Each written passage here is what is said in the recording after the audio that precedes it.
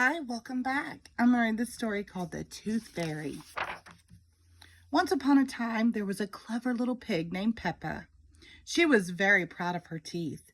Peppa and her brother George knew how to take care of their teeth. They brushed them every morning and every evening. Grunt, grunt, brush, brush.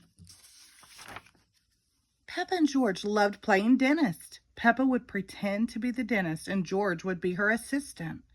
George's toy dinosaur was the patient. "What lovely clean teeth you have, Mr. Dinosaur," Peppa smiled. "Grrr," said George.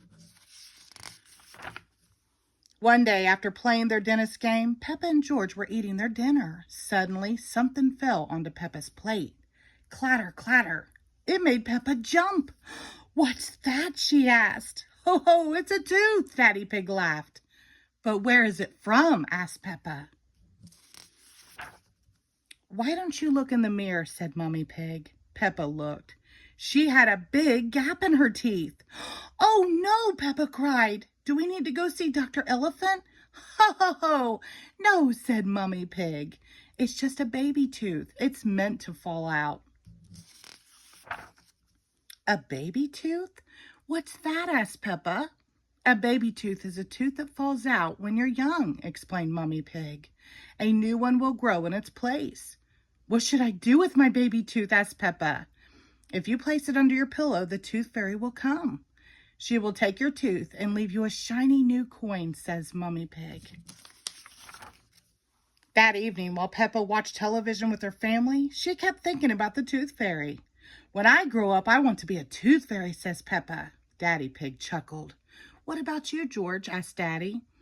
George pointed at the dinosaur. "Dinosaur," he growled. "Hee, hee, hee."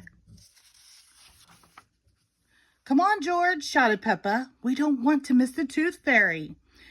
They both ran up the stairs to get ready for bed. "What are you doing, Peppa?" asked Daddy Pig. Peppa was carefully brushing her baby tooth. "I want it to be nice and clean for the tooth fairy," said Peppa. Snort, snort. Peppa tucked the tooth under her pillow. "Are you sure the tooth fairy will be able to find it?" she asked. "I promise," said Mummy Pig. "Just you wait and see." "Good night, Peppa and George. Good night, Mommy. Good night, Daddy. Hee, hee, hee." "I'm going to wait up all night for the tooth fairy," Peppa said. "George, let's not go to sleep." George smiled and nodded. Peppa waited and waited. She could hear something. "Is that the tooth fairy?" Peppa wondered. "George," she whispered, "did you hear that? Can you see the tooth fairy?" She climbed down to look at George. He was fast asleep. It was him making the noise.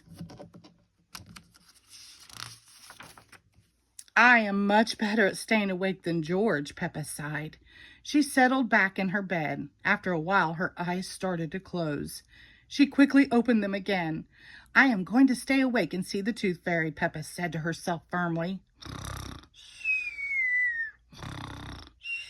But soon she was asleep. Twinkle, twinkle, what was that? It was the tooth fairy. "Hello, Peppa," she whispered. "Would you like a coin in exchange for your tooth?" The tooth fairy gently took Peppa's tooth out from under the pillow and put a shiny coin in its place. "What a lovely clean tooth," the fairy said. "Thank you very much." Flutter, flutter, flutter. The next morning, Peppa found the shiny coin under her pillow. "Mommy, the tooth fairy did come after all," she shouted, jumping up and down. "Oh, I wish I had seen the tooth fairy," Peppa sighed.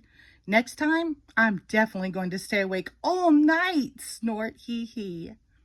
The end. Thank you.